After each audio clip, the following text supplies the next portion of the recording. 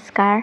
ये महाभारत कथा पूरी तरह से वेद व्यास महाभारत के ऊपर आधारित है। यदि आप इसका निरंतर श्रवण करते रहना चाहते हैं तो इस चैनल को सब्सक्राइब ज़रूर कर लें और आगे आने वाली सभी पॉडकास्ट के नोटिफिकेशन के लिए बेल आइकन को भी ज़रूर से प्रेस कर दें। अब हम सुनेंगे सुखदेव की ऊर्ध्वगति का वर्णन तथा व्यास को श्री महादेव जी का आश्वासन देना।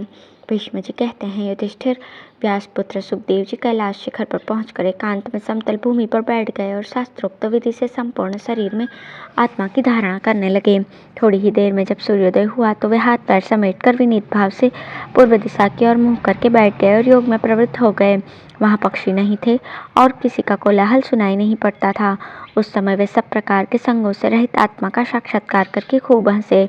फिर मोक्ष मार्ग की उपलब्धि के लिए योग का आश्रय लेकर महान योगेश्वर होकर उन्होंने आकाश में उड़ने का विचार किया। तदंतर देवर्षि नारद के पास जाकर उनकी प्रदक्षिणा की और उनसे अपने योग के संबंध में इस प्रकार निवेदन किया। तपोधन, अब मुझे मोक्ष मार्ग का दर्शन हो गया। आपका कल्याण हो। अब मैं वहां जाने को सज्ज हूँ।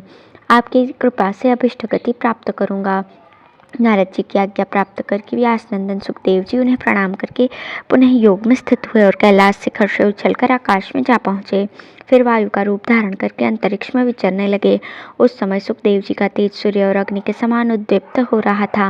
वे निश्चयात्मक बुद्धि के द्वारा संपूर्ण त्रिलोकी को आत्मभाव से देखते हुए बहुत दूर तक आगे बढ़ गए। उन्हें निर्भय होकर शांत और एकाग्रचित्त से ऊपर जाते देख संपूर्ण चराचर प्राणियों ने अपनी शक्ति और रीति के अनुसार उनका पूजन किया। देवताओं ने उन पर दिव्य फूलों की वर्षा की। तीनों लोकों में प्रसिद्ध परम धर्मात्मा सुखदेव जी पूर्व दिशा की ओर मुंह करके सूर्य को देखते हुए मौन भाव से आगे बढ़ रहे थे। थोड़ी ही देर में वे मलय पर्वत पर जा पहुंचे। वहां उर्वशी और पूर्वचिति ये दो अप्सराएं सदा निवास करती हैं। ब्रह्मर्षि व्यास जी के पुत्र सुखदेव को इस प्रकार जाते देख उन दोनों अप्सराओं को बड़ा आश्चर्य हुआ। वे आपस में कहने लगी, अहो, इस वेदाभ्यासी ब्राह्मण की बुद्धि में कितनी अद्भुत एकाग्रता है, जो थोड़े ही समय में पिता की सेवा से उत्तम बुद्धि प्राप्त कर चंद्रमा के समान आकाश में विचर रहा है। ये बड़ा ही तपस्वी और पितृभक्त था। इसके पिता भी इसको बहुत प्रेम करते थे, फिर भी उन्होंने इसे जाने की आज्ञा कैसे दे दी। उर्वशी की बात सुनकर सुखदेव जी की अंतरिक्ष, पृथ्वी, पर्वत, वन, सरोवर तथा सरिताओं पर दृष्टि डाली। उस समय इन सब की अधिष्ठात्री देवियों ने हाथ जोड़कर बड़े आदर के साथ उनकी ओर देखा। तब सुखदेव जी ने उन सबसे कहा, देवियों, यदि मेरे पिता मेरा नाम लेकर पुकारते इधर आ निकले तो आप लोग सावधानी के साथ उत्तर देना। मुझ पर आप लोगों का स्नेह है, इसलिए मेरी इतनी सी बात मान लेना। उनका कथन सुनकर समुद्र, नदी, पर्वत और वन सहित संपूर्ण दिशाओं की अधिष्ठात्री देवियों ने सब ओर से उत्तर दिया, बहुत अच्छा, आप जो आज्ञा देंगे वैसा ही होगा। यह कहकर महातपस्वी सुखदेव जी सिद्धि प्राप्त करने के उद्देश्य से आगे बढ़ गए। उन्होंने 4 प्रकार के दोषों का, 8 प्रकार के तमोगुण का तथा 5 प्रकार के रजोगुण का परित्याग करके सत्वगुण को भी त्याग दिया। ये एक अद्भुत बात हुई। तत्पश्चात वे नित्य निर्गुण एवं लिंग रहित ब्रह्म पद में स्थित हो गए। उस समय उनका तेज धूमहीन अग्नि की भांति दैदीप्यमान हो रहा था। इंद्र ने सरस और सुगंधित जल की वर्षा की और दिव्य गंध फैलाती हुई परम पवित्र वायु चलने लगी। आगे बढ़ने पर श्री सुखदेव जी ने पर्वत के 2 दिव्य शिखर देखे, जिनमें एक हिमालय का और दूसरा मेरु पर्वत का था। हिमालय का शिखर रजतमय होने के कारण श्वेत दिखाई देता था और सुमेरु का स्वर्णमय श्रृंग पीले रंग का था। इन दोनों की लंबाई चौड़ाई 100 योजन की थी। उत्तर दिशा की ओर जाते समय ये दोनों शिखर जब सुखदेव जी की दृष्टि में पड़े तो वे निर्भीक होकर उनके ऊपर चढ़ गए। वो महान पर्वत उनकी गति को रोक न सका। उसके 2 टुकड़े हो गए और सुखदेव जी आगे बढ़ गए। ये देख उस पर्वत पर रहने वाले संपूर्ण देवताओं, गंधर्वों और ऋषियों ने बड़े जोर से हर्षनाद किया। उनकी हर्षध्वनि आकाश में चारों ओर गूंज उठी तथा वहां सब और सुखदेव जी के प्रति साधुवाद के शब्द सुनाई देने लगे। उस समय देवता, गंधर्व, यक्ष, राक्षस और विद्याधरों ने उनका पूजन किया। उनके चढ़ाए हुए दिव्य पुष्पों की वर्षा से वहां का सारा आकाश छा गया। तदंतर ऊर्ध्वलोक में जाते हुए सुखदेव जी ने आकाश गंगा का दर्शन किया। इस प्रकार उन्हें सिद्धि के लिए उत्क्रमण करते देखकर उनके पिता वेद व्यास जी भी स्नेहवश उत्तम गति का आश्रय लेकर उनके पीछे पीछे आने लगे। पलक मारते मारते वे उस स्थान पर जा पहुंचे जहां से पर्वत को गिराकर सुखदेव जी आगे बढ़े थे। वहां उन्होंने पर्वत के 2 टुकड़े देखे। उस समय वहां रहने वाले ऋषियों ने आकर व्यास जी से उनके पुत्र का वो अलौकिक कर्म कह सुनाया। तब व्यास जी ने सुखदेव का नाम लेकर बड़े जोर से क्रंदन किया। उनकी आवाज से तीनों लोग गूंज उठे। पिता की पुकार सुनकर सबके आत्मरूप सुखदेव जी ने सर्वव्यापक रूप से भो इस एकाक्षर शब्द का उच्चारण करके उत्तर दिया। उस समय समस्त चराचर जगत ने उस ध्वनि का उच्चारण किया। तभी से आज तक पर्वतों के शिखर पर अथवा गुफाओं के पास जब जब आवाज दी जाती है तब तब वहां से सुखदेव जी के शब्द में ही प्रतिध्वनि निकलती है। इस प्रकार अपना प्रभाव दिखाकर सुखदेव जी अंतर्ध्यान हो गए और शब्द आदि गुणों का त्याग करके उस परम पद को प्राप्त हुए। अपने अमित तेजस्वी पुत्र की ये महिमा देखकर व्यास जी उसी का चिंतन करते हुए पर्वत के शिखर पर बैठ गए।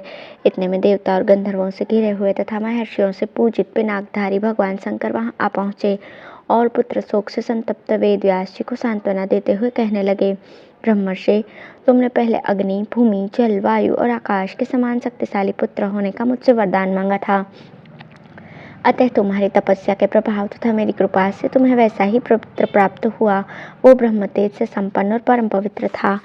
इस समय उसने ऐसी उत्तम गति प्राप्त की है जो अजितेंद्रिय पुरुषों तथा देवताओं के लिए भी दुर्लभ है। फिर भी तुम उसके लिए शोक क्यों कर रहे हो? जब तक इस संसार में पर्वत और समुद्रों की सत्ता रहेगी तब तक तुम्हारी और तुम्हारे पुत्र की अक्षय कीर्ति यहाँ बनी रहेगी तथा मेरी कृपा से इस जगत में सर्वदा तुम्हें अपने पुत्र की छाया दिखाई देगी। भगवान शंकर के इस प्रकार आश्वासन देते पर मुनिवर व्यास जी सर्वत्र अपने पुत्र की छाया देखते हुए बड़ी प्रसन्नता के साथ अपने आश्रम पर लौट आए। युधिष्ठिर, तुम्हारे प्रश्न के अनुसार मैंने सुखदेव जी के जन्म और परम पद की प्राप्ति की कथा विस्तार से सुनाई है। सबसे पहले देवर्षि नारद जी ने मुझे यह वृतांत सुनाया था। महायोगी व्यास जी तो बातचीत के प्रसंग में पद पद पर इस कथा को दोहराया करते हैं।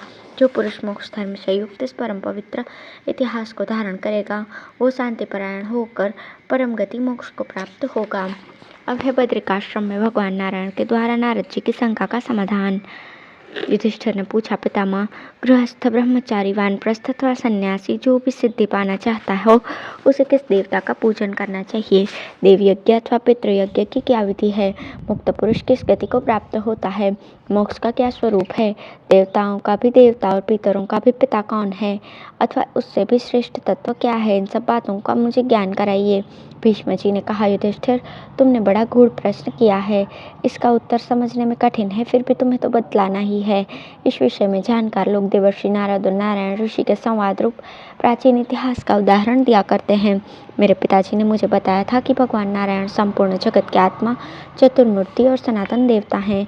वही धर्म के पुत्र रूप में प्रकट हुए थे। स्वयंभू मानवंतर के सत्ययुग में उनके 4 स्वयंभू अवतार हुए थे, जिसके नाम है नर, नारायण, हरि और कृष्ण। उनमें से अविनाशी नर और नारायण बद्रिकाश्रम में जाकर घोर तपस्या करने लगे।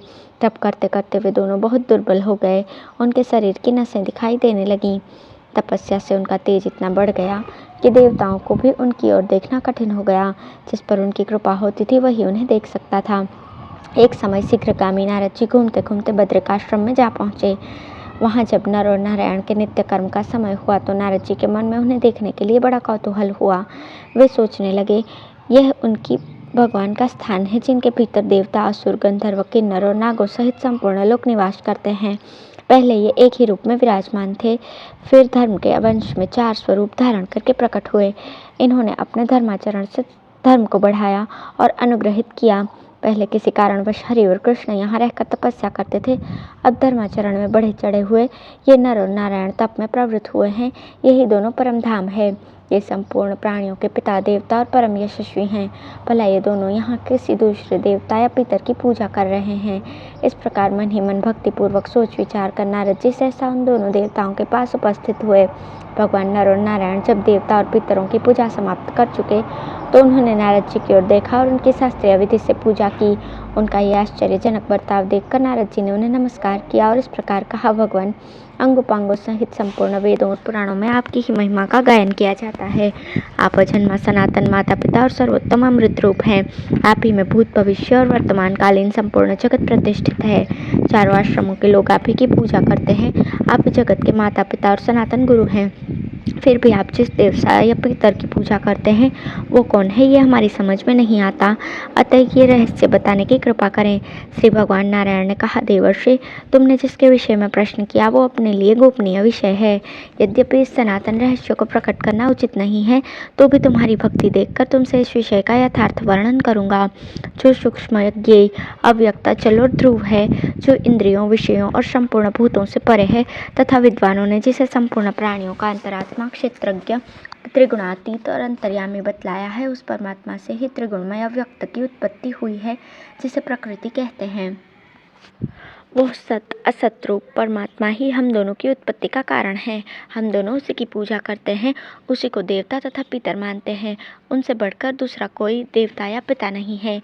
वही हम लोगों का आत्मा है, इसलिए हम उसी की पूजा करते हैं। ब्राह्मण उसी ने लोक को उन्नति के पथ पर ले जाने वाली धर्म मर्यादा स्थापित की है। देवता और पितरों की पूजा करनी चाहिए, यह उसी की आज्ञा है। ब्रह्मा, रुद्र, मनु, दक्ष, भृगु, धर्म, यम, मरीचि, अंगिरा, अत्रि, पुलत्स्य, प्लह, क्रतु, वशिष्ठ, परमेष्ठी, सूर्य, चंद्रमा, कदम, क्रोध और विकृत, ये प्रजापति उसी परमात्मा से उत्पन्न हुए हैं और उसी की बनाई हुई सनातन मर्यादा का पालन करते हैं। श्रेष्ठ ब्राह्मण उसी के उद्देश्य से किए जाने वाले देवता तथा पितृ संबंधी कर्मों को ठीक ठीक जानकर अपनी अभिष्ट वस्तुओं को प्राप्त करते हैं। स्वर्ग में रहने वाले प्राणियों में से जो कोई उस परमात्मा को प्रणाम करता है, वे उसकी कृपा से उत्तम गति को प्राप्त करते हैं। जो 5 ज्ञानेंद्रियां, 5 कर्मेंद्रियां, 5 प्राण तथा मन और बुद्धि रूप 17 गुणों से, सब कर्मों से तथा 15 कलाओं से अपने को पृथक समझते हैं, वे ही मुक्त हैं। ये शास्त्र का सिद्धांत है। मुक्त पुरुषों की गति परमात्मा है, जैसे शास्त्रों में क्षेत्रज्ञ कहा है। वो परमात्मा सर्वगुण संपन्न तथा निर्गुण भी कहलाता है। ज्ञान योग के द्वारा उसका साक्षात्कार होता है। हम दोनों का प्रादुर्भाव उसी से हुआ है। ऐसा जानकर हम उस सनातन परमात्मा की पूजा करते हैं। चारों वेद, चारों आश्रम तथा नाना प्रकार के मतों का आश्रय लेने वाले लोग भक्तिपूर्वक उसकी पूजा करते हैं और वो इन सबको उत्तम गति प्रदान करता है। जो सदा उसका स्मरण करते तथा अन्यत्र भाव से उसकी शरण लेते हैं, उन्हें सबसे बड़ा लाभ यह होता है कि वे उसके स्वरूप में प्रवेश कर जाते हैं। नारद, तुम्हारी भक्ति और प्रेम के कारण हमने तुम्हारे सामने इस परम गोपनीय विषय का वर्णन किया है। धन्यवाद।